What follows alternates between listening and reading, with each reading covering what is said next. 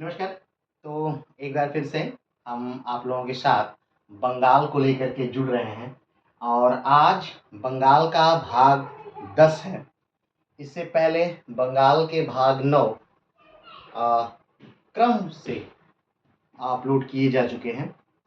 आज बंगाल के जिस मुद्दे पर हम लोग बात करेंगे, बंगाल के जिस टॉपिक पर हम लोग बात करेंगे वो है मीर जाफ़र, यानी समय काल जो इसका है 1757 से 1760 तक, यानी बंगाल का एक नवाब जिसने कि स्वयं नवाब बनने के लिए बंगाल को एक तरह से, या यूं कहें तो भारत को एक तरह से अंग्रेज़ों के हाथों बेच दिया, जिसे भारतीय इतिहास का सबसे बड़े गद्दार की भी संज्ञा दी जाती है, मीर जाफ़र। जी हाँ, तो आइए आज उसी मीर जाफ़र के बारे में हम जानते हैं कि किस प्रकार से वो नवाब का पद प्राप्त करता है 1757 में प्लासी के युद्ध के बाद, और क्यों ऐसा क्या होता है कि मात्र उसे 1760 तक ही नवाब रहने दिया जाता है और फिर उसे हटा करके मीर कासिम को बंगाल का नवाब बना दिया जाता है। तो इस पूरी घटना को हम देखेंगे, लेकिन मीर जाफ़र तक हम किस प्रकार से पहुँचे, इससे पहले हम एक बार पुरानी सारी चीज़ों को एक बार सरसरी निगाह से देख लें। आज की जो घटना है वो दो घटनाओं को लेकर एक क्लास है। पहला तो मीर जाफ़र यानी 1757 में प्लासी के युद्ध के बाद इसका नवाब बनना, और दूसरा वेदरा का युद्ध। वेदरा एक ऐसा युद्ध जो कि अंग्रेज़ों और डचों के बीच में होता है, और इस युद्ध के बाद जो डच हैं, अंग्रेज़ों से युद्ध करने के बाद डच फिर कभी भारत में कोई अपनी कंपनी नहीं बनाते, कोई व्यापार नहीं करते और पूरी तरह से दक्षिण एशियाई देशों की तरफ चले जाते हैं, यानी दूसरे देशों में चले जाते हैं। भारत के पास के दूसरे देशों जो इंडोनेशिया, जावा, सुमात्रा सब ये थे, वहाँ पर वो चले जाते हैं। फिर भारत में उनका कोई व्यापार नहीं होता। तो वेदरा का युद्ध भी क्या था, इम्पोर्टेंट था। क्यों?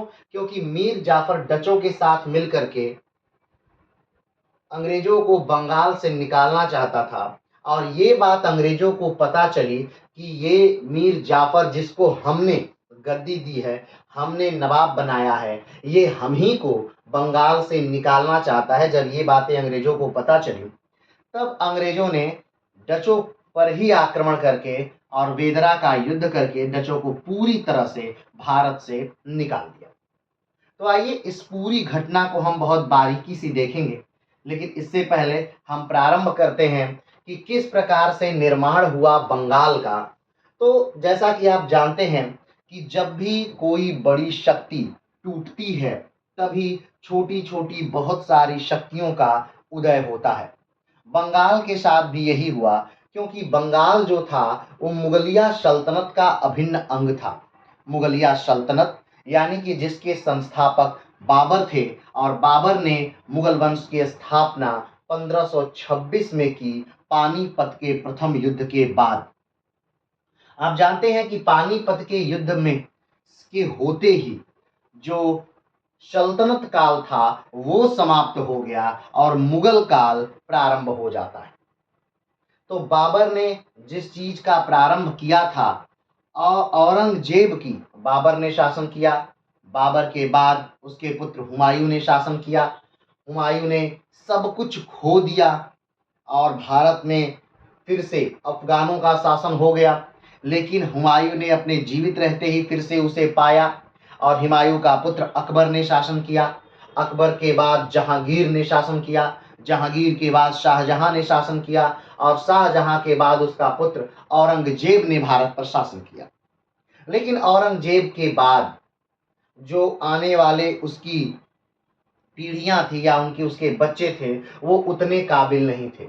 या यूं कहें कि काबिल थे भी, लेकिन उनके पास उम्र नहीं थी, क्योंकि औरंगजेब की मृत्यु जब होती है लगभग 93 साल पर, तो उस समय उसके जो बच्चे हैं वो खुद 63 साल के हो चुके हैं, तो वो ज़्यादा दिन तक शासन नहीं कर पाते हैं और बहुत सारे गृह युद्ध चलते हैं, उत्तराधिकार का युद्ध चलता है, और उसके बाद से अगर देखा जाए तो मुगलिया सल्तनत तहस नहस हो जाती है।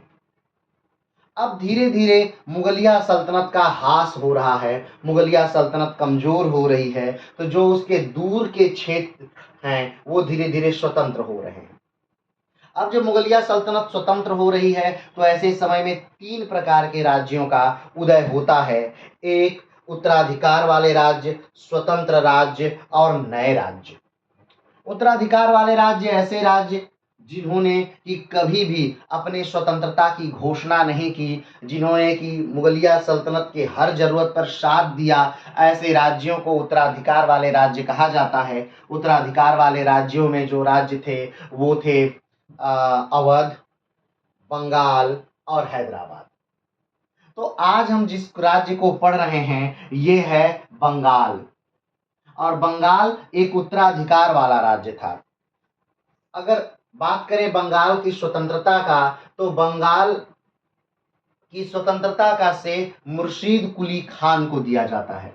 अगर हम मुर्शीद कुली खान के बारे में भी कुछ बातें करें तो मुर्शीद कुली खान जो हैं इनका जन्म दक्कन में हुआ है, और ये एक हिंदू परिवार से थे, और इन्होंने इनके जो पिता हैं वो 10 साल पर इनको बेच देते हैं।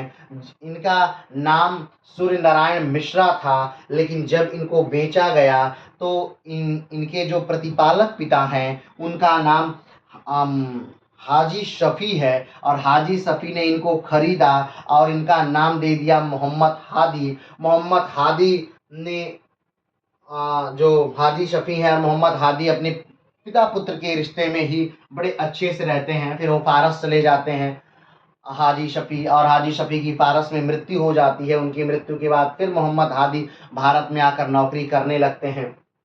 तो इस प्रकार से ये कार्यक्रम चलता है, और धीरे धीरे अपनी योग्यता के दम पर ये औरंगजेब की नज़र में आते हैं मोहम्मद हादी, और मोहम्मद हादी को एक नया नई उपाधि औरंगजेब देता है, जिसका नाम है मुर्शीद कुली खान नामक उपाधि देता है। और एक जो प्रांत है, एक जो जिला है, डिस्ट्रिक्ट है, उसका नाम बदलने की भी अनुमति दे देता है, एक शहर की नाम बदलने की अनुमति भी दे देता है, और इन्हीं के नाम पर मुर्शिदाबाद नामक शहर है, जिसका नाम बदल के मुर्शिदाबाद किया गया।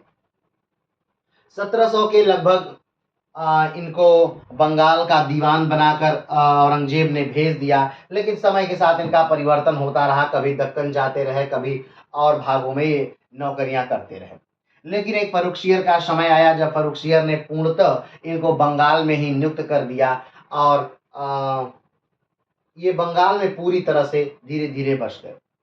और फिर वो समय आता है जब ये इन्होंने अपने आप को स्वतंत्र कर लिया, और एक समय 3 राज्य स्वतंत्र होते हैं एक राजा के समय में। उनका नाम है मोहम्मद रंगीला, मोहम्मद शाह रंगीला। और मोहम्मद शाह रंगीला के समय में ये तीनों राज्य स्वतंत्र हो जाते हैं, अवध और बंगाल और हैदराबाद। ये तीनों राज्य स्वतंत्र हो जाते हैं। अब ये तीनों राज्य स्वतंत्र तो हो गए हैं, लेकिन हर राज्य की मजबूती के लिए जो सबसे ज़्यादा जरूरी है वो है धन। और वो धन कहाँ से प्राप्त होगा, तो मुर्शीद कुली खान ने अलग अलग चीज़ें बनाई बंगाल के लिए, ताकि बंगाल का आर्थिक स्तर मजबूत हो, बंगाल मजबूत हो सके और बंगाल को धन की कमी न हो। तो इसमें जो सबसे पहले जो मुर्शीद कुली खान ने किया वो था इजारेदारी प्रथा। इजारेदारी प्रथा क्या है, तो इजारेदारी प्रथा ऐसी प्रथा है, यानी कि सारे जो जमींदार हैं, जो जागीरदार हैं, उन जागीरदारों से सारी ज़मीनें ले करके उन ज़मीनों को नीलाम कर दिया गया, और नीलाम करने के बाद जो सबसे ज़्यादा बोली लगाया व्यक्ति, उस व्यक्ति को ही वो सारी ज़मीनें दे दी गई। इसी को इजारेदारी प्रथा कहा गया। अब इसके विरोध में उन जागीरदारों ने विद्रोह भी किया, लेकिन मुर्शीद कुली खान ने बड़े आराम से उस विद्रोह को दबा दिया। इसके बाद की कड़ी में देखा जाए तो इन्होंने तकावी ऋण का भी की भी व्यवस्था की। तकावी ऋण का अर्थ होता है कि किसानों को खेती करने से पूर्व ही उस खेती के लिए कुछ ऋण देना, कुछ ऋण मुहैया कराना ही तकावी ऋण कहलाता है। ठीक, अगर अगला देखें मुर्शीद कुली खान का, तो मुर्शीद कुली खान ने जो इनके अधिकारी थे उन सारे अधिकारियों से राज्य द्वारा दी गई जमीनें ले ली गई। उन अधिकारियों को उनके वेतन के बदले या कभी राज्य द्वारा खुश होकर वो जमीनें दी गई थी, तो वो जमीनें ले करके उसे खालसा भूमि बना दिया गया। खालसा भूमि का अर्थ होता है कि ऐसी भूमियां जो राज्य के सीधे कंट्रोल में हैं उसे खालसा भूमि कहते हैं। उस भूमि पर का सारा उत्पादन जो है वो राज्य लेता है। ठीक है, तो जितनी ज्यादा खालसा भूमि होगी कोई भी राज्य उतना ही ज्यादा समृद्ध या धनवान होगा। ठीक, अगली बात देखा जाए तो मुर्शीद कुली खान ने बंगाल की राजधानी बदल दी। उस समय बंगाल की राजधानी ढाका थी और मुर्शीद कुली खान ने ढाका से मुर्शिदाबाद बंगाल की राजधानी बदल दी। अगर बंगाल की राजधानी को देखा जाए तो पहले राजमहल थी, फिर ढाका हुई, फिर मुर्शिदाबाद हुई और फिर मुंगेर होगी। तो ये सारी बंगाल की राजधानियां थी। अभी मुंगेर के बारे में भी हम चर्चा करेंगे। अगला जो नवाब आएगा यानी कि मीर जाफर के बाद जो नवाब आएगा वो अपनी राजधानी बदल कर मुंगेर ही करने वाला है। चलिए आगे बढ़ते हैं। अब ये सारी जो चीजें हैं ये मुर्शीद कुली खान करते हैं और मुर्शीद कुली खान ने कहीं ना कहीं बंगाल को क्या किया कि ताकतवर बनाया। बंगाल मुर्शीद कुली खान के समय में ताकतवर हुआ, लेकिन मुर्शीद कुली खान ने कभी भी जो मुगलिया सल्तनत है उसे ऋण देना या कर देना छोड़ा नहीं, उसको ऋण और कर समय समय पर देते रहे। ठीक, मुर्शीद कुली खान को चूंकि कोई औलाद नहीं थी यानी कोई पुत्र नहीं था, इसलिए उसके जो उत्तराधिकारी था वो उसका दामाद था शुजाउद्दीन। मुर्शीद कुली खान का आगे के अगर शासन की बात करें तो 1717 से लेकर के 1727 तक मुर्शीद कुली खान का शासन चलता रहा और मुर्शीद कुली खान की मृत्यु के बाद मुर्शीद कुली खान ने अपनी दोनों पुत्रियों का विवाह एक ही व्यक्ति से किया था जिसका नाम था शुजाउद्दीन। और मुर्शीद कुली खान के मरने के बाद शुजाउद्दीन बंगाल का क्या बनता है तो नवाब बनता है शुजाउद्दीन। शुजाउद्दीन का शासनकाल जो है वो 1727 से लेकर के 1739 तक चलता है। शुजाउद्दीन के शासनकाल में कोई महत्वपूर्ण घटनाएं नहीं घटित होती हैं। मात्र एक ही घटना शुजाउद्दीन के शासनकाल के समय है कि शुजाउद्दीन ने जो बिहार है, बिहार का गवर्नर जो है वो अलीवर्दी खान को बना दिया। ठीक, एक निश्चित समय के उपरांत शुजाउद्दीन की भी मृत्यु हो जाती है और शुजाउद्दीन का जो पुत्र है जिसका नाम सरफराज है वो सरफराज गद्दी पर बैठता है। लेकिन सरफराज खान ज्यादा समय तक गद्दी पर नहीं बैठ पाता है। क्यों? क्योंकि जो अलीवर्दी खान है जो अभी बिहार का गवर्नर है उसकी नज़र कहीं न कहीं बंगाल के नवाब पद पर रहती है और अलीवर्दी खान अपने भाई के साथ मिल करके जो सरफराज खान है या सरफराज खान को हटाने का प्रयास करता है और धीरे धीरे सरफराज खान को हटा दिया जाता है। और एक युद्ध होता है जिसे गिरिया के युद्ध के नाम से जानते हैं। तो 1740 में गिरिया के युद्ध में जो अलीवर्दी खान हैं वो सरफराज खान को हटा देते हैं और या यूँ कहें तो सरफराज खान को उसी युद्ध में गिरिया के युद्ध में 1740 के गिरिया के युद्ध में मार दिया जाता है और सरफराज खान के बाद जो गद्दी है वो मिल जाती है अलीवर्दी खान को। अब अलीवर्दी खान बंगाल के नवाब का पद तो पा जाते हैं, लेकिन बंगाल के नवाब के पद के साथ बंगाल की जो समस्याएं हैं वो भी अलीवर्दी खान को क्या होती हैं तो मिल जाती है। ठीक, अब इसमें कोई शक नहीं कि जो अलीवर्दी खान है वो एक योग्य व्यक्ति, अलीवर्दी खान जो है वो एक योग्य व्यक्ति हैं, इसमें कोई शक नहीं है। लेकिन इस समय जो सबसे ज्यादा समस्या वाली विषय है वो ये है कि अलीवर्दी खान को मराठाओं के आक्रमणों का क्या करना है तो सामना करना है। इसी समय मराठाओं का लगातार आक्रमण होने लगता है बंगाल पर और कहा जाता है कि 10 साल तक मराठा यानी 1751 तक मराठा, 1740 से लेकर के 1751 तक मराठा लगातार आक्रमण करते हैं और तब तक करते हैं जब तक 1751 में मराठा और बंगाल का समझौता नहीं हो जाता और समझौते में मराठाओं को उड़ीसा की दीवानी नहीं दे दी जाती और 12 लाख रुपए हर वर्ष देना मराठाओं को स्वीकार नहीं कर लिया जाता, तब तक ये आक्रमण होते रहे। और फाइनली जब ये उड़ीसा की दीवानी और 12 लाख रुपए वार्षिक देना स्वीकार कर लिया जाता है, तब मराठाओं का जो ये आक्रमण है रुक जाता है। ठीक है, और इस दौरान कहा जाता है कि इन 10 सालों में जो बंगाली हैं वो लगभग 4 लाख लोग मारे गए थे इस आक्रमण के दौरान। मराठाओं के इस आक्रमण का जो नेतृत्व था वो वर्दी करते थे। ये वर्दी भाड़े की सिपाही हैं जिनकी स्पीड बहुत तेज होती थी, जो घोड़े से चढ़कर बहुत तेजी से आते थे, और इन्हें आक्रमण और सैनिकों से लड़ने से मतलब नहीं था, इन्हें लोगों को काटने से मतलब था, लोगों को मारने से मतलब था, लोगों से धन उगाही करने से मतलब था। कहा जाता है कि ये लोग जो ये वर्दी सैनिक थे, ये लोगों के नथनों में पानी, नाकों में पानी भर देते थे, उनकी सर मुंह को पानी में डुबा देते थे और तब क्या पैसा मांगते थे। अगर उन्हें पास धन है तो उन्हें छोड़ देते थे, अन्यथा की स्थिति में वो उन्हें मार देते थे। तो धीरे धीरे क्या हुआ कि नीचे की तरफ के जो बंगाली थे वो भागने लगे, ऊपर की तरफ विस्थापित होने लगे। बहुत सारी रेप की घटनाएं, बलात्कार की घटनाएं भी इस समय देखी गई। तो चलिए वो अलग विषय है। और लेकिन फाइनली इस जो इतनी बड़ी समस्या थी, इससे निजात अलीवर्दी खान जो हैं वो पा लेते। लेकिन फिर वही समस्या अलीवर्दी खान के सामने भी आई कि एक निश्चित समय के बाद अलीवर्दी खान जो हैं वो, अब ये हो गया कि नहीं भाई, अब अलीवर्दी खान समस्या से तो निजात पा लिए, लेकिन इनका भी कोई पुत्र नहीं, अलीवर्दी खान का भी अपना कोई पुत्र नहीं है। इनकी भी मात्र 3 बेटियां हैं। एक बेटी है घसीटा बेगम, मैमुना बेगम और अमीना बेगम। और इन तीनों बेटियों का विवाह जो है वो अलग अलग जगह के गवर्नरों से अलीवर्दी खान कर देते हैं। जो घसीटा बेगम है, इनका जो विवाह है वो नवाजिश मोहम्मद से होता है, जो कि ढाका के गवर्नर हैं। जो मैमुना बेगम है, इनका जो विवाह है वो सैयद अहमद से होता है, जो पूर्णिया के गवर्नर हैं। जो अमीना बेगम है, इनका विवाह जैनुद्दीन अहमद से होता है, जो पटना के गवर्नर हैं। ठीक है, तो घसीटा बेगम के जो पति हैं और जो मैमुना बेगम के पति हैं, जो अमीना बेगम के पति हैं, बहुत जल्दी ही मर जाते हैं। यानी कि ये कहें तो अलीवर्दी खान के जीवित रहते ही इनकी बेटियों के तीनों पति मर जाते हैं।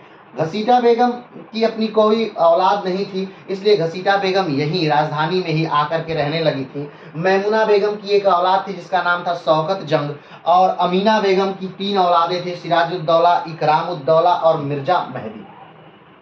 ठीक, तो अब बात आती है कि अलीवर्दी खान किसको नवाब बनाएंगे, यानी अपना उत्तराधिकारी किसको बनाएंगे। तो अब स्वाभाविक बात है कि अलीवर्दी खान के पास कई सारे ऑप्शन हैं, क्योंकि उनके पास 3 पुत्रियां हैं। क्या वो अपनी पुत्रियों को नवाब बनाएंगे या उनके पुत्रियों के पुत्रों को नवाब बनाएंगे। तो उन्होंने इसमें से एक चुनाव किया। उन्होंने अपने जो एक पुत्री है जिनका नाम अमीना बेगम है, अमीना बेगम के एक पुत्र जिसका नाम सिराजुद्दौला है, उसको अपना उत्तराधिकारी चुन लिया।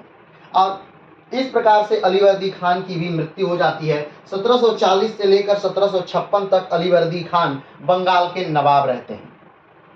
तो आपने देखा कि पहले नवाब यानी कि जिन्होंने बंगाल को स्वतंत्रता दिलाई, मुर्शीद कुली खान, वो 1717 से लेकर 1727 तक रहे।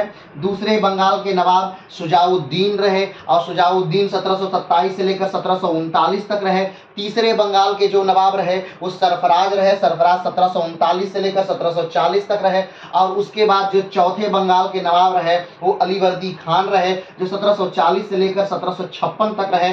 अब 5वें बंगाल के जो नवाब बने वो बने सिराजुद्दौला, और वो 1756 से लेकर 1757 तक रहे। ये सिराजुद्दौला जो नाम है ये इतिहास में काफी ज्यादा प्रसिद्ध है।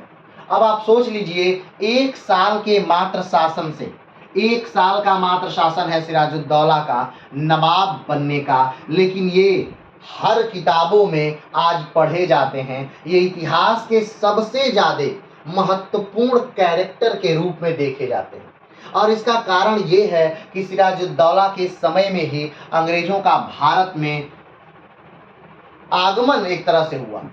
इससे पहले अंग्रेज जो थे वो आते थे व्यापारी की तरह, लेकिन अब यानी कि जो 1757 के प्लासी का युद्ध होगा, इस युद्ध में अंग्रेज अब राजनैतिक भूमिका निभाएंगे। अब अंग्रेज युद्ध कर रहे हैं, और वो भी किससे? बंगाल के नवाब से। आप बंगाल के नवाब की हैसियत इस प्रकार समझ सकते हैं कि आज का जो वर्तमान भारत है, इसका बिहार राज्य, उड़ीसा राज्य, झारखंड राज्य, आसाम राज्य और बांग्लादेश राज्य, बांग्लादेश जो देश है, पश्चिम बंगाल राज्य, म्यांमार का कुछ भाग और आसाम का कुछ भाग, ये सारा भाग लेकर के जो क्षेत्र है वो बंगाल कहा जाता था। ठीक, और बंगाल विश्व का सबसे ज्यादा उपजाऊ क्षेत्र था। बंगाल में विश्व के सबसे ज्यादा धनाढ्य लोग रहते थे। बंगाल विश्व के सबसे ज्यादा धनी क्षेत्र था, और बंगाल पूरे एशिया में जो व्यापार होता था उसका 60% व्यापार मात्र बंगाल से होता था। तो इस प्रकार से आप बंगाल की स्थिति देख सकते हैं। एक समय तो ऐसा भी था कि मुगलिया सल्तनत के जो बादशाह हैं उससे उनसे ज्यादा भूमि जो है वो बंगाल के नवाब के पास है, उनसे ज्यादा धन जो है वो बंगाल के नवाब के पास है। तो आप समझ सकते हैं बंगाल के उस समय की स्थिति।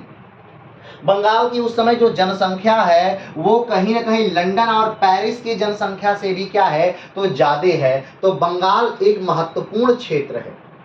बंगाल में ही हुगली नदी के किनारे एक शहर अंग्रेज बसाते हैं। ये घटना लगभग 1698 की है, जब 3 गांव की दीवानी लेकर, सूतानाती, कालीकाता और गोविंदपुर की दीवानी लेकर अंग्रेज एक शहर बसाते हैं जिसे फोर्ट विलियम नाम देते हैं। और बाद में वही जो क्षेत्र है हुगली नदी के किनारे वाला क्षेत्र, वही कलकत्ता के नाम से जाना जाता है। आज आप जानते हैं जो कलकत्ता शहर है वो हुगली नदी के किनारे है। जो हुगली नदी है वो गंगा से निकलती है, और जो गंगा है वो उत्तराखंड से निकल करके बांग्लादेश में जाकर के मिलती है, और ब्रह्मपुत्रा मेघना के साथ मिलकर वो विश्व का सबसे बड़ा डेल्टा सुंदरबन डेल्टा का निर्माण करती है।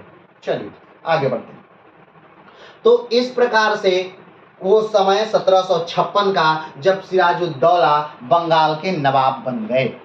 लेकिन सिराजुद्दौला बंगाल के नवाब तो बन गए, लेकिन बहुत सारे ऐसे व्यक्तित्व थे जिनको सिराजुद्दौला का बंगाल का नवाब बनना पसंद नहीं आया। ठीक, जिसमें उनकी मौसी का बेटा शौकत जंग, घसीटा बेगम, ठीक, और ये तो उनका पारिवारिक कला, यानी कि परिवार के लोगों को पसंद नहीं था, और दूसरा अंग्रेज और भी बहुत सारे लोग। तो ये सारे लोग जो थे इनको कहीं न कहीं सिराजुद्दौला का नवाब बनना पसंद नहीं था। अब अंग्रेजों ने कहीं न कहीं घसीटा बेगम का साथ दिया, क्योंकि अंग्रेज शुरू से ही चाहते थे कि वो बंगाल के आपसी चीज़ों में हस्तक्षेप करें और उनको कहीं न कहीं अवसर मिल जाए कि वो बंगाल को हथिया लें। क्योंकि अंग्रेजों को ये पता था कि बंगाल में जो राज्य करेगा वो पूरे भारत में राज्य करेगा। आपको याद होगा कि पुर्तगाली भारत में 1498 में वास्को डी गामा के साथ सबसे पहले भारत आए थे, उसके बाद मुगल आए थे, और उसके बाद अंग्रेज, डच, फ्रांसीसी सब भारत में आए, लेकिन पुर्तगालियों ने भारत पर राज नहीं कर पाया। कहा जाता है कि अगर पुर्तगालियों का शासन बंगाल में हो गया होता तो आज हम अंग्रेजों के गुलाम नहीं रहे होते, हम फ्रांसीसियों के गुलाम रहे, फ्रांसीसियों के, पुर्तगालियों के गुलाम रहे होते। क्योंकि जिसका शासन अगर बंगाल में होगा वही पूरे भारत पर क्या करेगा, राज्य करेगा। ठीक, तो धीरे धीरे फिर क्या होता है, तो अब 2 गुट बनते हैं। एक गुट जो सिराजुद्दौला को नवाब बनाना चाहता है, और दूसरा गुट जो सिराजुद्दौला को नवाब नहीं बनने देना चाहता। अब ऐसे में सिराजुद्दौला सबसे पहले अपने आंतरिक मामलों को शांत करने के लिए अपनी जो मौसी हैं घसीटा बेगम, उनको आमंत्रित करता है और कहता है, मौसी आप आइए, हम लोग बैठकर बातें करते हैं और इस मुद्दे को खत्म करते हैं। घसीटा बेगम बात करने के लिए आती हैं और सिराजुद्दौला ने घसीटा बेगम को कैद खाने में डलवा दिया। ठीक, इससे एक प्रतिद्वंदी जो है वो क्या हो जाता है, कम हो जाता है। क्या हो जाता है, एक प्रतिद्वंदी कम हो जाता है। अब दूसरा प्रतिद्वंदी जो है वो शौकत जंग है। शौकत जंग से सिराजुद्दौला युद्ध करता है, और इस युद्ध को मनिहारी का युद्ध कहा जाता है। ठीक, मनिहारी के युद्ध से के नाम से जाना जाता है, और मनिहारी के युद्ध में सिराजुद्दौला ने क्या किया, तो शौकत जंग को हरा दिया और मार दिया। तो इस प्रकार से सिराजुद्दौला ने अपने आंतरिक कलह को क्या कर लिया, मिटा लिया और बड़े अच्छे ढंग से वो अब आंतरिक विद्रोह को दबा दिया। लेकिन जब मनिहारी का युद्ध लड़ रहा था सिराजुद्दौला शौकत जंग से, इसे एक अच्छा अवसर समझते हुए अंग्रेजों ने जो फोर्ट विलियम या कलकत्ता था उस पर कब्जा कर लिया। ठीक, अब जब ये बात सिराजुद्दौला को पता चली कि अंग्रेजों की इतनी मजाल कि वो एक नवाब के क्षेत्र पर कब्जा कर लें, तब सिराजुद्दौला ने अपनी सेना एकत्रित की और आक्रमण कर दिया। ठीक, 16 जून 1756 पर हमला कर दिया किसने, सिराजुद्दौला ने। 16 जून 1756 पर सिराजुद्दौला ने कलकत्ता पर हमला कर दिया और 20 जून 1756 को कलकत्ता पर अधिकार कर लिया गया।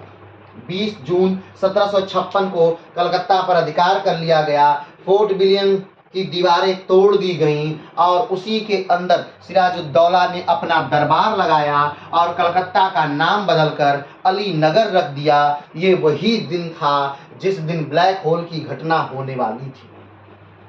ठीक, धीरे धीरे रात होती गई। अब ये जो बातें हो रही हैं, अभी जो बातें हम करेंगे ब्लैक होल की घटना से रिलेटेड, ये जो सारी बातें हैं ये हॉलवेल जो है, हॉलवेल की पुस्तक है एलाइव द वंडर, उस पुस्तक से सारी बातें होंगी।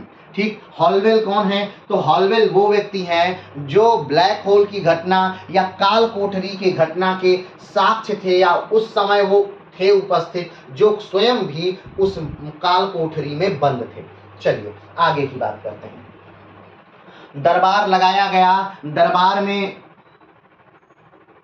पूरी तरह से कलकत्ता को अपने कब्जे में कर लिया गया। जो अंग्रेज थे वो लगभग अंग्रेज कुल्टा नामक द्वीप पर भाग गए। द्वीप पर भागने का हमेशा अंग्रेजों का ये आशय था कि जो उनकी नेवी थी वो काफी मजबूत थी, यानी जल में अंग्रेज काफी मजबूत थे, भले स्थल पर वो उतने मजबूत रहे हों चाहे ना। ये इसी समय से नहीं, औरंगजेब के समय से ही वो जल में काफी मजबूत है, जहांगीर के समय से ही वो जल में काफी मजबूत है। ठीक है, तो अंग्रेज जल में काफी मजबूत हैं, आप पुर्तगाली जल में काफी मजबूत हैं। ये लोग जल में बहुत ज्यादा मजबूत, क्योंकि इनकी नाव बनाने की जो शैली है वो बहुत, भारत में अगर बात करें तो जो नौसेना है वो मात्र चोल साम्राज्य की अगर छोड़ दिया जाए और शिवाजी ने जो नौसेना का प्रारंभ किया था उसे छोड़ दिया जाए तो उस स्तर की कोई नौसेना भारत में कभी नहीं हो पाई। ठीक, चलिए आगे बढ़ते हैं। अब यहां पर क्या हुआ, तो इनका दरबार लगा हुआ है, कलकत्ता का नाम बदलकर अली नगर कर दिया गया है और अब एक नए तरह से जो नवाब हैं वो अंधेरा हो रहा है, अब छोड़ करके चले गए, दूसरे कमरे में सो गए और नवाब से पूछा गया कि जो ये अंग्रेज हैं इनका क्या किया जाए, तो नवाब ने दिया कि ठीक है इन्हें किसी काल कोठरी में बंद कर दिया जाए। उन्हें काल कोठरी में बंद कर दिया जाता है। ठीक, लेकिन अब हॉलवेल लिखते हैं कि जो जिस काल कोठरी में 146 अंग्रेजों को बंद किया गया था वो मात्र 18x14 फीट की वो काल कोठरी थी और जिसमें 146 लोगों को बंद कर दिया गया। अगर ध्यान से देखा जाए तो ये काल कोठरी मात्र 3 लोगों को बंद करने के लिए बनाई गई थी, लेकिन जिस समय सबसे ज्यादा भीषण गर्मी थी उस समय उस एक छोटे से 18x14 के फीट के एक कमरे में 146 लोगों को बंद कर दिया गया। पूरी रात संघर्ष करने के बाद सुबह जब दरवाजा खोला गया तो मात्र 23 लोग जिंदा बचे थे, बाकी लोगों की मृत्यु हो गई थी। इसी घटना को ब्लैक होल की घटना या काल कोठरी की घटना के नाम से हम जानते हैं। ठीक है, चलिए आगे बढ़ते हैं। काल कोठरी की घटना हो गई और अब इसके बाद जो नवाब हैं यानी कि ठीक जो नवाब हैं यानी कि सिराजुद्दौला जो हैं वो क्या करते हैं, तो मानिक चंद को कलकत्ता को सौंप देते हैं। ठीक है, मानिकचंद को कलकत्ता को सौंप देते हैं और स्वयं ये अपनी राजधानी यानी मुर्शिदाबाद चले जाते हैं। कौन? तो सिराजुद्दौला मानिकचंद नामक एक व्यक्ति को ये कलकत्ता को सौंपते हैं कि आप यहाँ का प्रशासन देखिए, और ये मुर्शिदाबाद चले जाते हैं। क्लियर है? यहाँ तक बात समझ में आई?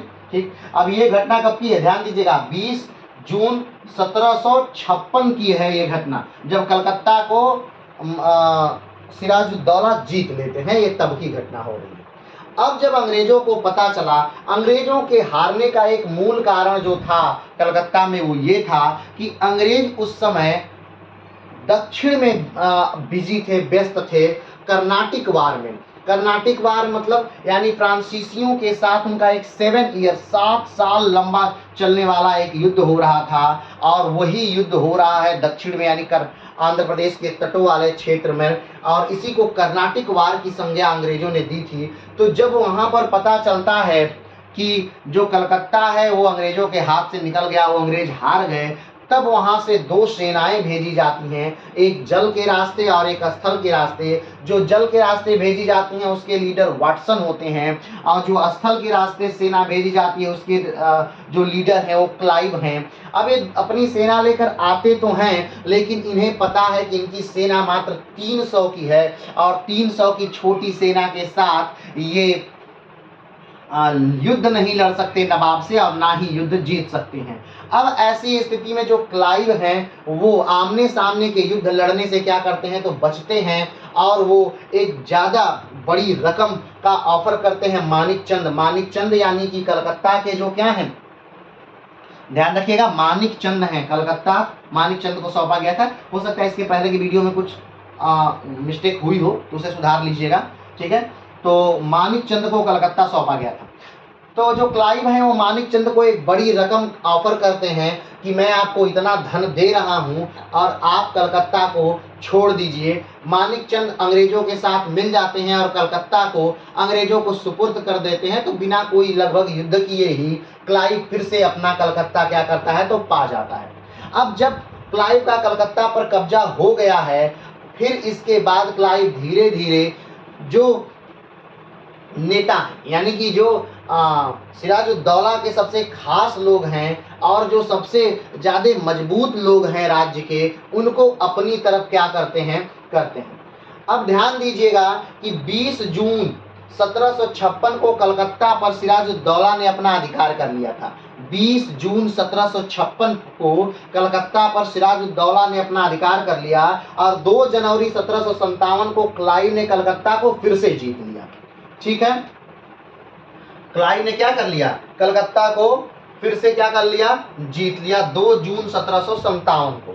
ठीक, अब जो भी सिराजुद्दौला के जो खास लोग हैं, जो करीबी लोग हैं, जो क्लाइव हैं, वो उन्हें अपने पक्ष में धीरे धीरे करने लगते हैं।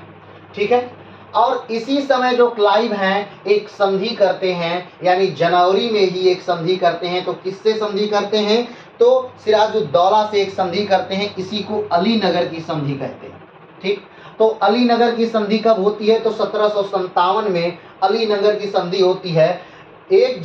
2 जनवरी 1757 को क्लाइव कलकत्ता को जीत लेते हैं, और 9 फरवरी 1757 को अलीनगर की क्या होती है, संधि होती है। 9 फरवरी 1757 को अलीनगर की संधि होती है। ठीक, अलीनगर की संधि किसके किसके बीच है, तो अलीनगर की संधि जो है वो क्लाइव और सिराजुद्दौला के बीच है। इस संधि में मुख्यतः बहुत सारी बातें जोड़ी गई हैं, जिसको हम पिछली वीडियो में पढ़ा चुके हैं। अब फिर से उन बातों का यहाँ उल्लेख करना सही नहीं है। ठीक है, तो अलीनगर की संधि होती है, और अलीनगर मतलब हमने बताया था कि कलकत्ता का नाम बदल करके जो सिराजुद्दौला है उन्होंने अलीनगर कर दिया था, इसीलिए संधि क्या है, अलीनगर की संधि है। तो फरवरी 1757 में अलीनगर की संधि हो गई है। ठीक, संधि हो गई, लेकिन जब धीरे धीरे क्लाइव ने सिराजुद्दौला के सारे खास लोगों को अपनी तरफ करने लगा, और जब उसने देखा कि मैंने बहुत सारी उपलब्धि हासिल कर ली है, यानी सारे लोगों को लगभग अपनी तरफ कर लिया है, तब उसने अलीनगर की संधि को तोड़ दिया। अलीनगर की संधि का जो एक बिंदु था वो ये था कि अंग्रेज किसी दूसरे यूरोपीय पर हमला नहीं करेंगे। लेकिन क्लाइव ने इस पॉइंट को तोड़ दिया और क्लाइव ने दूसरे यूरोपियों पर यानी डचों पर क्या कर दिया, हमला कर दिया। ठीक है, आगे बढ़ते हैं। अब जब इस संधि का उल्लंघन होता है तो कहीं ना कहीं सिराजुद्दौला को ये बात बुरी लगती है और सिराजुद्दौला फिर से अपनी एक सेना बनाते हैं। तो एक तरफ से सिराजुद्दौला चलते हैं और एक तरफ से इधर से क्लाइव चलते हैं और दोनों का युद्ध होता है। ऐसे वो लोग जिनको क्लाइव ने अपने पक्ष में मिला लिया था, जो सिराजुद्दौला के लोग थे जिनको क्लाइव ने अपने पक्ष में मिला लिया था, वो थे मीर जाफर, राय दुर्लभ, मानिक चंद, अमीन चंद, जगत सेठ, कृष्ण दुर्लभ और खादिम खां। अब ये सारे लोग जो हैं ये कलकत्ता के यानी बंगाल के कोई बैंकर हैं, कोई अच्छे व्यापारी हैं, कोई जो हैं वो सेनापति हैं, कोई एक सेना की टुकड़ी का मालिक है। तो इस प्रकार से ये सारे लोगों को मिलाने के बाद अलीनगर की संधि का उल्लंघन होता है और अलीनगर संधि जब टूटती है तब सिराजुद्दौला आक्रमण करता है किस पर, तो रॉबर्ट क्लाइव पर, और क्लाइव भी अपनी सेना लेकर के आते हैं और ये दोनों सेनाएं प्लासी के मैदान में आमने सामने होती हैं।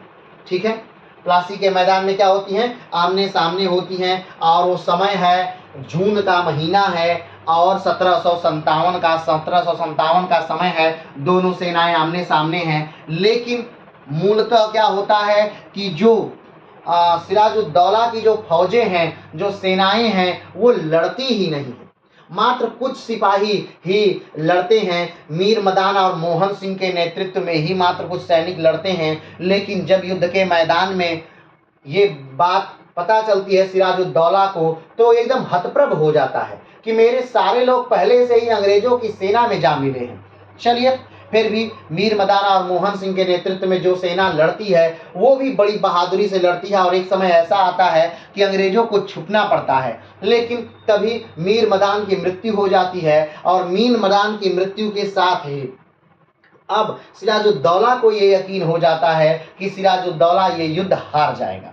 अब सिराजुद्दौला अपनी पत्नी को ऊंट पर बैठा करके मुर्शिदाबाद भाग जाता है। लेकिन मुर्शिदाबाद जब वो पहुंचता है तो वहां पर मीर जाफर का जो पुत्र है मीर मदान, उसने सिराजुद्दौला की क्या कर दी, तो हत्या कर दी। तो इस प्रकार प्लासी का युद्ध समाप्त होता है। लेकिन अगर देखा जाए तो प्लासी का कोई युद्ध नहीं था, ये मात्र धोखेबाजी थी, अंग्रेजों का फ्रॉड था, चाल था और कुछ देशद्रोहियों की लालच और लिप्सा और बिना कुछ किए ही सब कुछ पा जाने की महत्वाकांक्षा थी।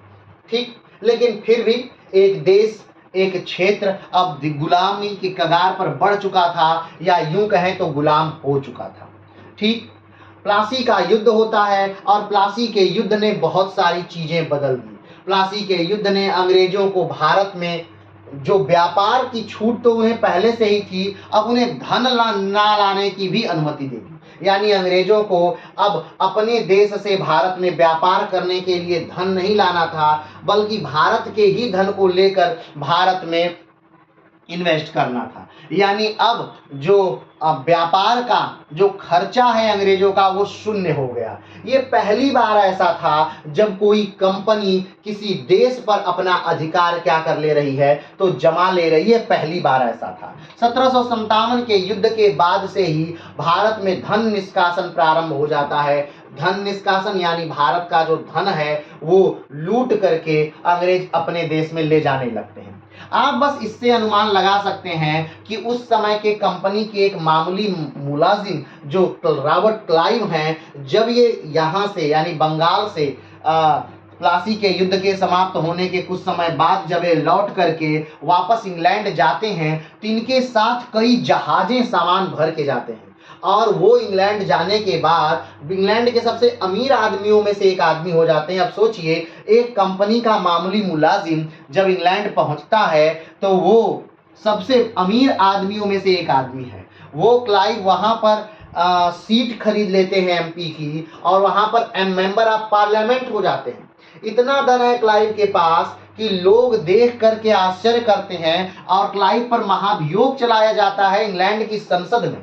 वो अलग बात है कि उस महाभियोग में उपस्थित जो अधिकारी हैं उनको भी धन देकर क्लाइव दबा देते हैं, लेकिन फाइनली जो है वो क्लाइव को आत्महत्या करना पड़ता है। ठीक है, तो चलिए ये बात की बातें हैं, इस पे फिर कभी बात करेंगे। अभी आज हमारा जो मूल टॉपिक है वो है मीर जाफर। ठीक है, तो प्लासी का युद्ध हो गया, सिराजुद्दौला की हत्या हो गई, और सिराजुद्दौला की जो हत्या की वो मीर जाफर का ही पुत्र मीर मदान था। अब अंग्रेजों ने बहुत सारे वादे किए थे, बहुत लोगों के साथ वादे किए थे। ठीक है, एक जो वादा था उनका मानिक चंद का बहुत सारा धन देने का, और राय दुर्लभ का। ठीक है, मीर जाफर का, अमीन चंद ने इस शर्त पर अंग्रेजों से के साथ समझौता किया था कि जब आप सिराजुद्दौला को हरा देंगे तो बंगाल के खजाने में जितना भी धन है वो उसका आधा धन आप मुझे दे देंगे और 30 लाख रुपया और मुझे देंगे। अंग्रेजों ने देखा कि ये आदमी शायद पागल है, क्योंकि इतना धन अगर हम आपको दे दें तो हमारे पास क्या बचेगा। लेकिन उस समय की वक्त की नजाकत को समझते हुए अंग्रेजों ने मान लिया कि ठीक है, हम आपको दे देंगे। ठीक, लेकिन जब समय आया देने का, यानी जब संधि पत्र बन रहे थे, तो उस समय अंग्रेजों ने 2 संधि पत्र तैयार करवाए। एक जाली संधि पत्र जो लाल रंग का था, और एक वास्तविक संधि पत्र जो सफेद रंग का था। जो जाली संधि पत्र था उस पर इनके कहे हुए, अमीन चंद के कहे हुए सारी चीजें उस पर लिखी हुई थी। ठीक, लेकिन जो वास्तविक संधि पत्र था उस पर वो सारी बातें नहीं लिखी हुई थी। अब जाली संधि पत्र जो है वो किस रंग का था, वो लाल रंग का था, और उस पर वाटसन के सामने जब सिग्नेचर करने के लिए गया तो वाटसन ने उस जाली संधि पत्र पर सिग्नेचर करने से मना कर दिया। तो वाटसन का भी सिग्नेचर जो है वो क्लाइव ने कर दिया, यानी जाली संधि पत्र पर जाली सिग्नेचर भी किया गया। चलिए आगे बढ़ते हैं। ठीक, अब अंग्रेजों का नियंत्रण हो गया कहां, तो बंगाल पर।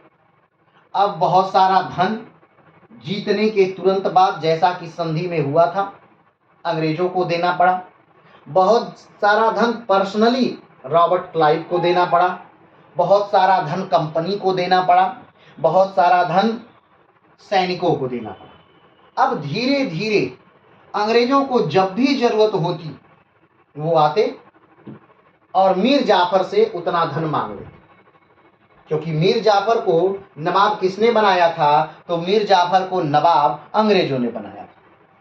इस बात के चलते जब भी जितने धन की जरूरत होती मीर जाफर से मांगा जाता। जब मीर जाफर ने यह देखा कि ये अंग्रेज तो बंगाल को पूरी तरह से खत्म ही कर दिए हैं, लूट लूट कर बंगाल का पूरा खजाना ही खाली कर दिए हैं, मीर जाफर को लगा था कि ये अंग्रेज ठीक है, इनको हटा देंगे, हमें बना देंगे और इनको कुछ पैसा हम दे देंगे या कोई क्षेत्र दे देंगे, बस ये संतुष्ट हो जाएंगे। लेकिन ऐसा तो नहीं था। ये वो क्षेत्र पाने के बाद, यानी 24 परगना क्षेत्र जो था, ये पहला ऐसा क्षेत्र था जिस पर किसी विदेशी का कब्जा था, जो विदेशी को दीवानी दे दी गई थी 24 परगना के क्षेत्र पर। तो इतना धन देने के बाद 2.2 करोड़ रुपए कंपनी को दिया गया था। क्लाइव को बहुत सारा धन दिया गया था, पिछली क्लासों में हमने बताया। लेकिन फिर भी कंपनी संतुष्ट ना थी, ना कंपनी के अधिकारी संतुष्ट थे। वो बार बार क्लाइव के पास, या सॉरी मीर जाफर के पास आ जाते और इनसे और धन की मांग करते रहते। यानी बंगाल को दुधारू गाय बना लिया गया, यानी जब इच्छा हो बाल्टी लेके आए और आदमी दूध ले लेता है। ठीक, तो यहाँ से हम आज की बातों को क्या करते हैं, प्रारंभ करते हैं। यानी कि प्लासी का युद्ध 1757 का हो चुका है। बंगाल में अब नियंत्रण जो है वो अंग्रेजों का है। अंग्रेजों को 24 परगना वाला क्षेत्र दे दिया गया है। रॉबर्ट क्लाइव को बहुत सारा पर्सनल धन दे दिया गया है। सेना को भी बहुत सारा पर्सनल धन दिया गया है। अंग्रेजों ने जो लूटपाट की है वो अलग विषय है। ठीक, कंपनी को जो धन दिया गया है वो अलग विषय है। तो अब इसके आगे क्या होता है, क्योंकि अंग्रेजों ने मीर जाफर को बना दिया है क्या, बंगाल का नवाब। और मीर जाफर बंगाल के चौथे नवाब हैं, याद होगा। पहले हैं मुर्शीद कुली खान, दूसरे हैं शुजाउद्दीन, तीसरे हैं सरफराज खान, चौथे हैं अलीवर्दी खान, पांचवें हैं सिराजुद्दौला और छठवें हैं मीर जाफर। ठीक, मीर जाफर का पहला कार्यकाल, मीर जाफर 2 कार्यकालों में शासन करते हैं, ये भी ध्यान रखिएगा। तो मीर जाफर का जो पहला कार्यकाल है वो 1757 से 1760 तक चलता है। ठीक, इसके बाद अंग्रेज मीर जाफर को हटा देंगे और मीर कासिम को गद्दी पर बैठा देंगे। और दूसरा कार्यकाल मीर जाफर का 1763 से 1765 तक चलता है। तो अभी वहां दिमाग नहीं लगाना है, अभी बस इतना जानना है कि जो सिराजुद्दौला है, अलीवर्दी खान के जो नाती सिराजुद्दौला हैं, सिराजुद्दौला के बाद मीर जाफर को बंगाल का नवाब अंग्रेजों ने बना दिया। तो चलिए शुरू करते हैं हम मीर जाफर। क्लाइव ने प्लासी का युद्ध जीतने के बाद अपने वादे के मुताबिक मीर जाफर को बंगाल का नवाब बना दिया तथा मुगल बादशाह शाह आलम द्वितीय से मीर जाफर को शवात जंग की उपाधि भी दिलाई। ठीक, जो क्लाइव है उन्होंने वादा किया था कि ठीक है भाई, अगर हम जीत जाते हैं प्लासी का युद्ध, अगर तुम मदद करते हो हमारी कि सिराजुद्दौला जो नवाब हैं उनको हटवा दोगे, अगर तुम हमारी मदद करते हो, मीर जाफर से कहा गया अगर तुम मदद करते हो तो हम तुमको बंगाल का नवाब बना देंगे। ठीक, और मीर जाफर ने अंग्रेजों की मदद की तो अंग्रेजों ने अपने वादे के मुताबिक मीर जाफर को क्या बना दिया? बंगाल का नवाब बना दिया। लेकिन अंग्रेजों को मात्र कठपुतली बनाना था। अब ऐसे किसी भी व्यक्ति को बंगाल का नवाब नहीं बनाना था जिसकी अपनी सोच हो, जिसकी अपनी क्षमता हो, जो योग्य हो। ऐसे किसी व्यक्ति को बंगाल का नवाब अंग्रेजों को नहीं बनाना था, क्योंकि अगर काबिलियत वाला व्यक्ति आएगा तो अपनी काबिलियत दिखाएगा, और अगर वो काबिलियत दिखाएगा तो अंग्रेजों को उससे फायदा नहीं होगा। तो अंग्रेजों को ऐसे व्यक्ति को बंगाल का नवाब बनाना था जो मात्र अंग्रेजों के इशारे पे चलता रहे, उसके पास अपने सोचने समझने की क्षमता भी ना हो। और अंग्रेजों ने वैसे ही व्यक्ति को क्या बना दिया? बंगाल का नवाब बना दिया, मीर जाफर। आप जानते हैं कि अलीवर्दी खान के समय में ही ये मीर जाफर, अलीवर्दी खान का भी क्या था? सेनापति था। लेकिन फिर भी अगर मीर जाफर गद्दार है तो इसका मतलब ये नहीं कि वो योग्य नहीं है। वो समझ तो रहा है, चीजों को देख तो रहा है कि उसको किस प्रकार से लूटा जा रहा है, उसके राज्य का सारा धन खत्म किया जा रहा है, उसकी सारी शक्तियां छीन की जा रही हैं, उसके अपने ही राज्य में दूसरे लोग यूरोपीय आकर के बैठे हुए हैं, ये सारी चीजें उसे दिख रही हैं। तो ऐसे में मीर जाफर भी सोचता है कि किसी प्रकार से इन अंग्रेजों को क्या कर दिया जाए? बाहर निकाल दिया जाए। ठीक, अब मीर जाफर जो कभी अंग्रेजों का मददगार हुआ करता था, जो प्लासी के युद्ध में सिराजुद्दौला को धोखा देता है अंग्रेजों को जिताने के लिए ताकि उसे नवाब बना दिया जाए, लेकिन आज के डेट में जब वो नवाब बन जाता है, 1757 में जब वो नवाब बन जाता है, तब वो समझ पाता है कि नहीं, ये अंग्रेज सच में बहुत बुरे हैं और इन अंग्रेजों को भारत में रहने नहीं देना है, और वो डचों की सहायता लेता है अंग्रेजों को हटाने के लिए। चलिए आगे देखते हैं। मीर जाफर नवाब बनते ही 3 लाख का व्यक्तिगत उपहार क्लाइव को देता है। 3 लाख का। कंपनी की इससे कोई लेना देना नहीं है, नहीं। अब देखिए, कंपनी के एक कर्मचारी को घूस दिया जा रहा है, ये घूस है एक तरह से। इस बात का बहुत बड़ा जिक्र होता है इंग्लैंड की संसद में कि आखिर 3 लाख रुपए आपको मीर जाफर ने क्यों दिए? क्या कारण था कि कंपनी का एक आदमी, कंपनी का एक कर्मचारी भारत में जाकर के भारत के नवाब से, बंगाल के नवाब से 3 लाख रुपए ले रहा है? ये तो कंपनी का धन था ना। तो तुम यानी क्लाइव, तुम क्यों ले रहे हो? ठीक, तो नवाब क्या करते हैं? मीर जाफर नवाब बनते ही 3 लाख का व्यक्तिगत उपहार किसको देते हैं? क्लाइव को दिया, जिसके लिए क्लाइव पर बाद में महाभियोग भी चलेगा इंग्लैंड की संसद में। चलिए उस बात को भी छोड़ दीजिए, आगे बढ़ते हैं। उसके बाद मीर जाफर ने 24 परगना जिला की दीवानी अंग्रेजों को दे दी। किस जिला की दीवानी? 24 परगना जिला। ये पहला ऐसा क्षेत्र, भूभाग था जिस पर अंग्रेजों को क्या मिल गई? दीवानी मिल गई। ये भारत का पहला क्षेत्र। इसके बाद तो सारा क्षेत्र, सारा राज्य, सारा प्रांत ही अंग्रेजों का होता चला जाएगा। लेकिन अगर पूछा जाए कि पहला कौन सा क्षेत्र था जिस पर अंग्रेजों को दीवानी मिली थी, तो ये ही 24 परगना क्षेत्र बंगाल का क्षेत्र था जिस पर अंग्रेजों को क्या मिली? तो दीवानी मिली। ये पहला क्षेत्र था ऐसा। ठीक, तो उसके बाद मीर जाफर ने 24 परगना जिला की दीवानी अंग्रेजों को क्या कर दी? दे दी। चलिए पहला देख रहे हैं आप, 3 लाख रुपए मीर जाफर क्लाइव को देता है, पर्सनल, उसका कंपनी से कोई लेना देना नहीं।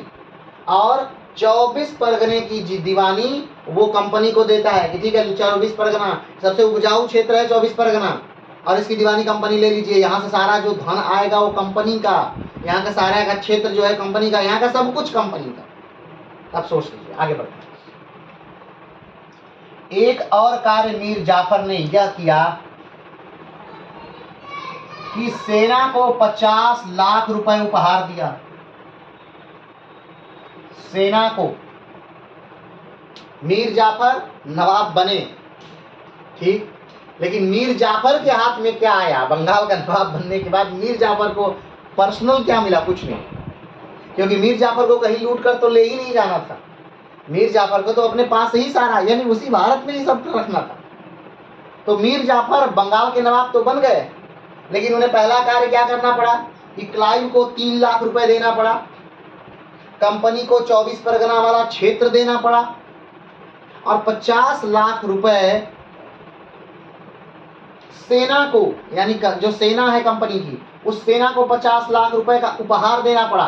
सोचिए 50 लाख रुपए देना पड़ा, और कंपनी को 2.2 करोड़ रुपए देना पड़ा। कितना देना पड़ा?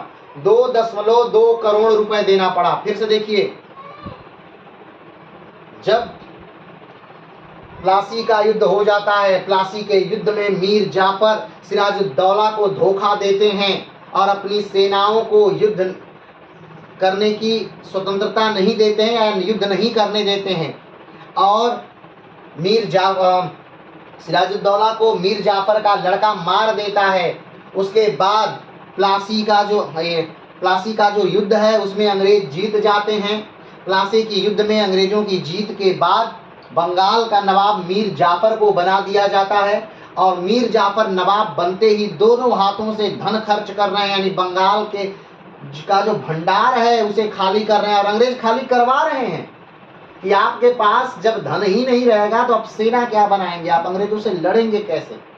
कोई भी कार्य करने के लिए सबसे जरूरी, सबसे पहली चीज जो है वो क्या है? वो धन है, और आपके पास वही हम समाप्त कर देंगे तो आप हमसे कैसे लड़ पाएंगे। चलिए, तो पहला कार्य क्या किया गया मीर जाफर द्वारा? 3 लाख का व्यक्तिगत उपहार क्लाइव को दिया गया, ठीक। दूसरा, 24 परगना जिला अंग्रेजों को दी गई दीवानी, ठीक। 50 लाख रुपए का अंग्रेजों को उपहार, सेना को उपहार दिया गया, और कंपनी को 2.2 करोड़ रुपए दिया गया। इन पैसों का मूल्यांकन आप आज से नहीं करेंगे, क्योंकि आज की तारीख में जो डॉलर का मूल्य है वो 84 रुपए है, लेकिन उस समय भारत विश्व की सबसे बड़ी अर्थव्यवस्था है। अब इसका मूल्य आज के समय में कितना होगा, ये सोच के इस मूल्य की कल्पना करिएगा, ठीक है। लगभग इसका 100 गुना ज्यादा, जो ये पैसे हैं इसका 100 गुना ज्यादा, ठीक है। इतना धन दिया गया कंपनी को, कंपनी के अधिकारियों को, कंपनी की सेना को। चलिए आगे बढ़ते हैं। अंग्रेज हमेशा जरूरत पड़ने पर मीर जाफर के पास धन मांगने आ जाया करते थे। इन बातों से परेशान होकर मीर जाफर ने अंग्रेजों को बंगाल से बाहर करने के लिए डचों से मदद लेना प्रारंभ किया, ठीक। जब भी कोई जरूरत होती, हमने पहले ही कह दिया, आपको बताया आपसे कि प्लासी के युद्ध के बाद अंग्रेजों ने ब्रिटेन से धन लाना व्यापार करने के लिए बंद कर दिया, क्योंकि अब अंग्रेजों को यहाँ चुंगी नहीं देनी है, कोई कर नहीं देना है, किसी प्रकार का कोई ऋण नहीं देना है, कुछ नहीं यहाँ पर देना है। ऊपर से इनको दीवानी मिली हुई है 24 परगने क्षेत्र की, तो यहीं से पैसा लेकर के यहीं पैसा लगाना है, और यहाँ से पैसा लूट कर लेकर जाना है। इससे पहले तक, यानी प्लासी के युद्ध से पहले तक, जो अंग्रेज हैं वो धन अपने देश से लाते थे, और उनके देश गरीब होने के कगार पर थे, और भारत अमीर होता चला जा रहा था। लेकिन प्लासी के युद्ध के बाद अब अंग्रेज अपने देश से धन लाना छोड़ दिए। कंपनी अपने यहाँ से अब धन नहीं ला रही थी, बल्कि भारत के लिए धन से ही व्यापार कर रही थी, और जब भी कोई जरूरत पड़ती कंपनी को, वो अंग्रेजों के पास आ जाती और सहायता मांगती, ठीक। तो इस प्रकार अंग्रेजों को क्या दी गई, सहायता दी गई। और जब भी जरूरत पड़ती, मीर जाफर भाई साहब हैं ही अंग्रेजों की सहायता करने के लिए। लेकिन जब मीर जाफर को लगा कि ये तो पूरी तरह से बंगाल को नष्ट कर देंगे, तब मीर जाफर ने सोचा कि क्यों ना इनको क्या किया जाए, खत्म किया जाए, अंग्रेजों को बंगाल से निकाल दिया जाए। अब बंगाल से अंग्रेजों को निकालने के लिए आप कैसे निकाल सकते हैं, आपके पास तो धन नहीं है, आपके पास वैसे प्रशिक्षित सैनिक नहीं है, क्योंकि ये चीज़ों को जानता है मीर जाफर, क्योंकि अंग्रेजों के साथ रहा है, उनके धोखे को जानता है, उनकी नस्ल को जानता है, चीज़ों को समझ रहा है।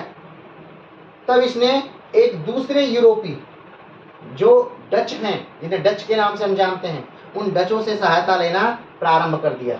कमेंट बॉक्स में बताइएगा जो डच थे वर्तमान वो किस देश का नाम है, वर्तमान वो किस देश का नाम है, कमेंट बॉक्स में बताइएगा, कई बार बताया गया है। आगे बढ़ते हैं, ठीक, बात समझ रहे हैं।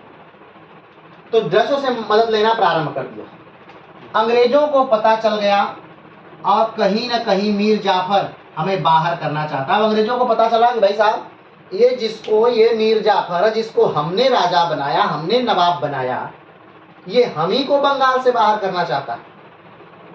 अब अंग्रेजों ने प्लान बनाना शुरू किया। अंग्रेजों ने क्या किया, प्लान बनाना शुरू किया कि इस मीर जाफर को क्या करना है, सबक सिखाना है।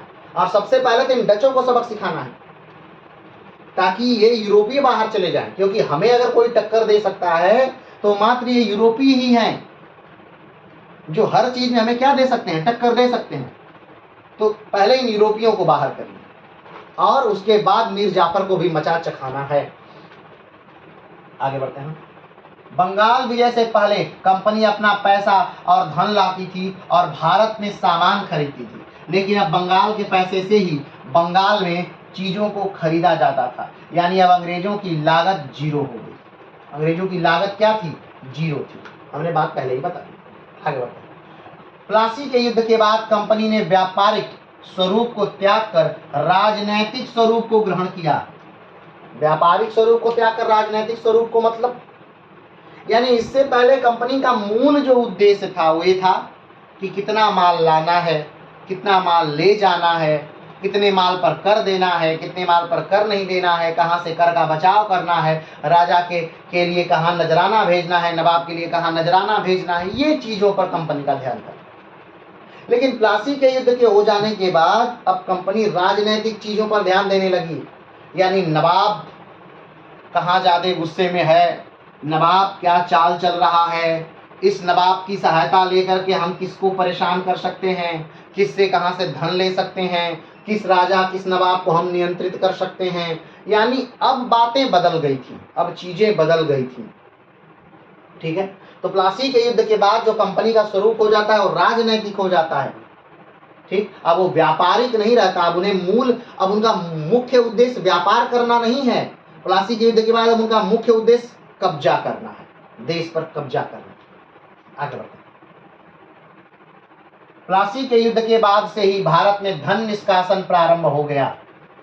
ठीक, अब क्या क्या चीज प्लासी के युद्ध के बाद जो कई बदलाव आए वो पीछे की वीडियो में हमने बताया है कि प्लासी के युद्ध के बाद का जो वर्तमान परिदृश्य है वो भी हमने बताया कि वर्तमान परिदृश्य जो है दो रूपों में देखा जाता है, एक इंग्लैंड की नज़र में, एक भारत की नज़र में। भारत की नज़र में कि भारत में देखिए क्या होने लगा, अकाल प्रारंभ हो गया, किसानों की मृत्यु बढ़ने लगी, किसानों पर अत्याचार बढ़ने लगा, बंगाल का पहला अकाल पड़ गया, कच्चे माल पर कंपनी का नियंत्रण होने लगा, भारतीय व्यापारी घाटे में जाने लगे, भारत में उद्योगों का विनाश होने लगा।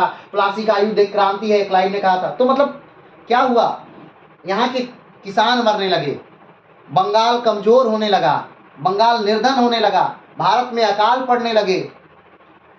ठीक, ये सारा भारतीय परिप्रेक्ष्य था वर्तमान संदर्भ में। इंग्लैंड का भी परिप्रेक्ष्य है।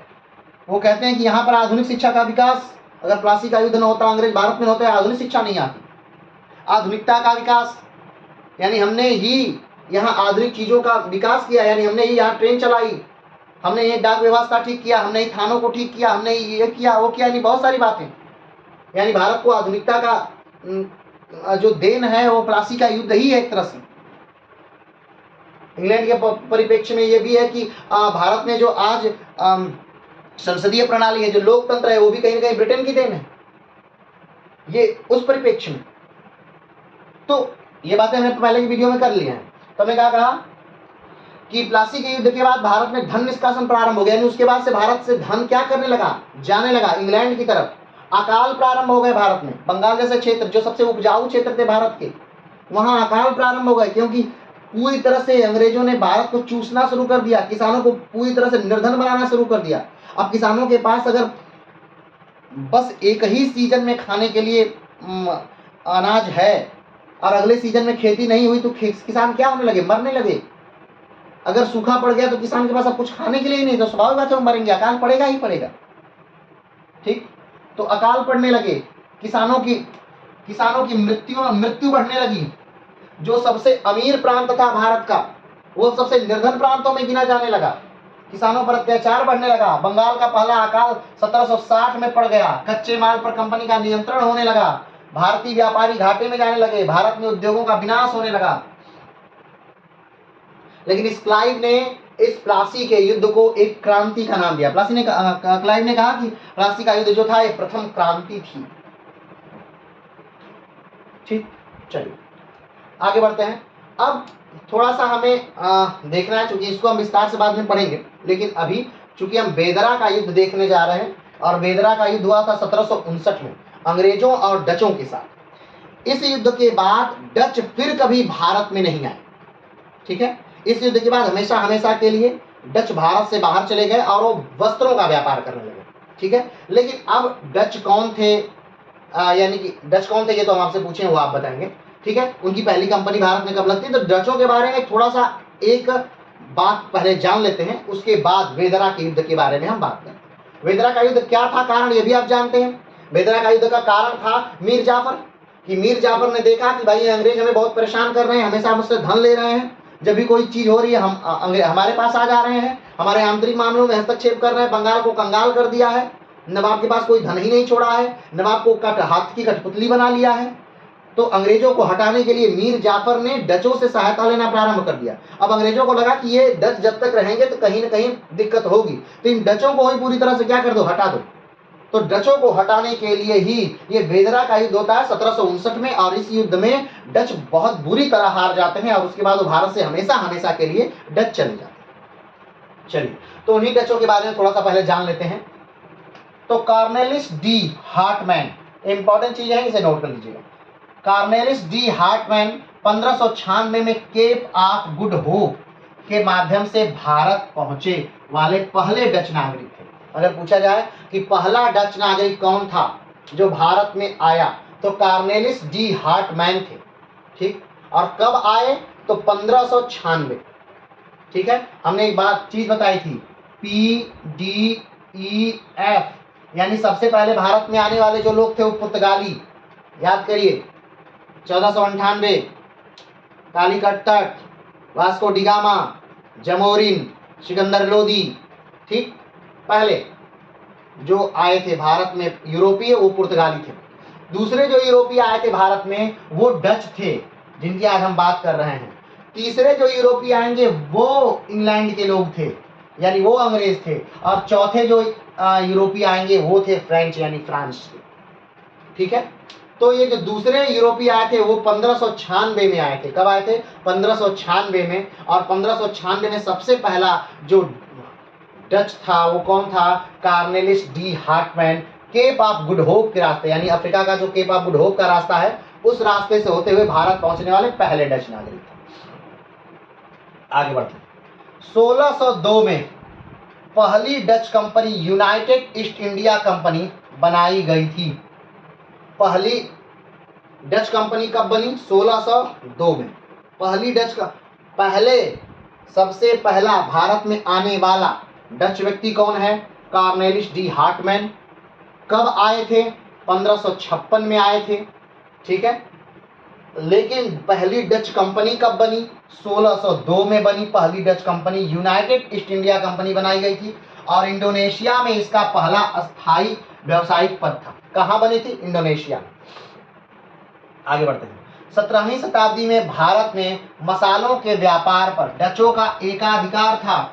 17वीं शताब्दी में, 17वीं शताब्दी यानी 1601 से लेकर 1699 तक का जो समयकाल है, यानी 17वीं शताब्दी मतलब 1601 से 1699 तक का, ये जो पूरा समयकाल है ये 17वीं शताब्दी कहा जाता है। 18वीं शताब्दी यानी 1901 सॉरी 1701 से 18वीं शताब्दी, ठीक है।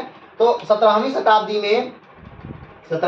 में भारत में मसालों के व्यापार पर डचों का एकाधिकार था। ठीक, आगे बढ़ते हैं। प्रथम डच गवर्नर पीटर बोथ थे। अगर पूछा जाए कि प्रथम डच गवर्नर कौन थे, तो कौन थे? पीटर बोथ थे। भारत में उन्होंने 1605 में मुसूलीपट्टम में पहला कारखाना स्थापित किया। भारत में डचों का पहला कारखाना कब खुला? तो 1605 में। पहली बार डच कब आए? 1596। कौन आया?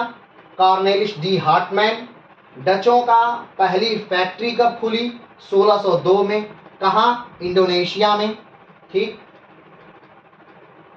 भारत में डचों की पहली फैक्ट्री कब खुली? 1605 में। कहाँ? मसूलीपट्टनम। क्लियर है? चिनसुरा का कारखाना बिहार, बंगाल, उड़ीसा और बांग्लादेश में सभी डच एजेंसी और कारखानों का मुख्यालय था। ठीक, तो ये हुई संक्षिप्त जानकारी डचों के बारे में आपको दे दिए हैं। ठीक है, वैसे डचों को हम विस्तार से अभी पढ़ेंगे, ठीक है, लेकिन हम बस डचों के बारे में थोड़ा सा बता। चलिए, वेदरा का युद्ध। तो वेदरा का युद्ध कब हुआ था? तो 1759 में हुआ था। किसके किसके बीच हुआ था? अंग्रेज और डचों के बीच हुआ था, और ये निर्णायक युद्ध था। ये युद्ध बार बार पूछा जाता है, इसलिए इसे ध्यान रखना है, क्योंकि इस युद्ध के बाद डच फिर कभी भारत में अपना व्यापार नहीं करेंगे, भारत में नहीं आएंगे। ठीक है, चलिए आगे बढ़ते हैं। यह युद्ध अंग्रेजों और डचों के बीच में हुआ। वेदरा का युद्ध किसके किसके बीच हुआ? अंग्रेजों और डचों के बीच में। चलिए, वेदरा के युद्ध में अंग्रेजों ने डचों को पराजित कर दिया। वेदरा के युद्ध में कौन हारा? तो डच हार गए। जिन डचों की सहायता से मीर जाफर अंग्रेजों को भारत से बाहर निकालना चाहता था, अंग्रेजों ने उन्हीं डचों को बाहर कर दिया। यानी मीर जाफर चाहते थे कि इन डचों की सहायता से अंग्रेजों को बाहर कर दें, और अंग्रेजों ने 1759 में वेदरा के युद्ध में उन डचों को ही भारत से क्या कर दिया? बाहर कर दिया। ठीक, इस युद्ध के बाद डच पूरी तरह भारत से बाहर हो गए और डच दक्षिण पूर्व एशिया के देशों में चले गए और वहां वस्त्रों का व्यापार करना प्रारंभ कर दिया। यानी इंडोनेशिया वाले क्षेत्रों में क्या किया? डच चले गए और वहां क्या करने लगे? वस्त्रों का व्यापार प्रारंभ कर दिया। आगे, वेदरा की लड़ाई नवंबर 1759 में हुई थी। वेदरा का युद्ध कब हुआ? नवंबर 1759 में हुई थी। ठीक है, और ध्यान दीजिए 1760 में, नवंबर 1759 में वेदरा का युद्ध होता है और 1760 में मीर जाफर को हटा दिया जाता है। क्यों? क्योंकि अंग्रेजों ने कहा कि बहुत काबिल बन रहे हो, हम ही तुमको नवाब बनाए हैं और तुम हम ही को बंगाल से निकालने के फिराक में हो, चलो भाग जाओ। और फिर मीर जाफर को यहां से क्या कर दिया? भगा दिया। अब देखिए कि जो व्यक्ति अपने नवाब का नहीं हुआ वो अंग्रेजों का कैसे हो जाएगा? स्वाभाविक बात है, ये भी तो अंग्रेजों को सोचना चाहिए कि भाई जो अपने नवाब का नहीं हुआ वो अंग्रेजों का कैसे हो सकता है। चलिए आगे बढ़ते हैं। तो वेदरा की लड़ाई नवंबर 1759 में हुआ था। कलकत्ता से कुछ ही मील दूर चिनसुरा में रहने वाले डच लोग अंग्रेजों को अपदस्थ करना चाहते थे। अंग्रेजों ने जब देखा कि मीर जाफर इसके लिए घातक है, तब अंग्रेजों ने मीर जाफर को हटा दिया। अब ध्यान दीजिए, हमने कहा कि 1759 में, नवंबर 1759 में, यानी 1759 समाप्त होने वाला है, अब नवंबर का महीना है, नवंबर 1759 में वेदरा का युद्ध होता है डचों से, अंग्रेजों से, और इसमें डच बहुत बुरी तरह हार जाते हैं, अंग्रेज बहुत अच्छी से जीत जाते हैं और डचों को पूरी तरह से भारत से निष्कासित कर दिया जाता है। डच भारत से निकल करके जो नीचे के देश है दक्षिण पूर्व एशिया, यानी इसको इसमें देख लीजिए, ये वाले जो देश हैं इन्हें दक्षिण पूर्व एशिया वाले देश कहा जाते थे। इन क्षेत्रों में आ गए कौन? डच, और यहीं पर अभी क्या करेंगे? व्यापार करेंगे, वस्त्रों का व्यापार करेंगे। ठीक है, तो यहां पर डच चले जाते हैं। क्लियर है? अंग्रेजों ने 1760 में, जब अंग्रेजों ने देखा कि ये मीर जाफर जो है हमारे लिए क्या है? घातक है, ये अच्छा आदमी नहीं, ये चाहे जब धोखा दे देगा। आज तो हम वेदरा के युद्ध में जीत गए डचों से, कल कोई फ्रांसीसियों से मिल जाए या और किसी से मिल जाए मराठों से जाकर मिल जाए तो ये अच्छा आदमी नहीं है, इसको क्या करो, हटाओ। तो मीर जाफर का जो दामाद है, मीर जाफर का क्या जो दामाद है, मीर कासिम, अंग्रेजों ने उसको बना दिया नवाब कि भाई साहब अब तुम हटो, अब तुम बनो। तो मीर जाफर को 1760 में हटा करके मीर कासिम को क्या बना दिया गया, बंगाल का नवाब बना दिया गया।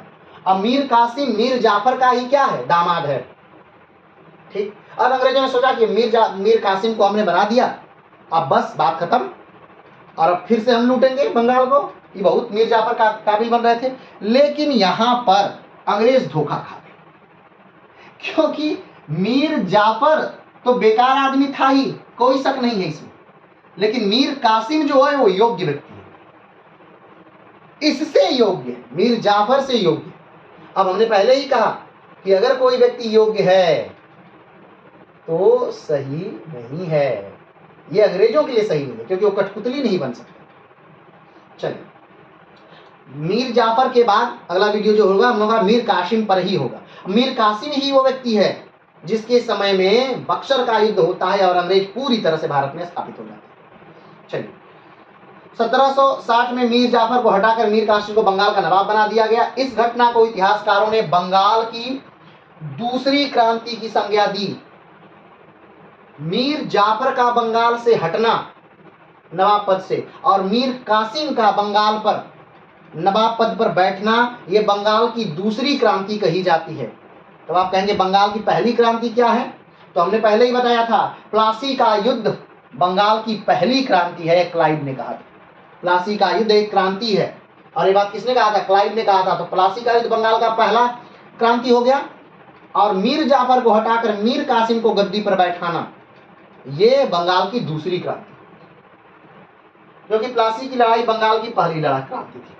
मीर कासिम मीर जाफर का दामाद था, यह वही मीर कासिम है जिसके समय में बक्सर का युद्ध होगा। तो आज के लिए इतना ही।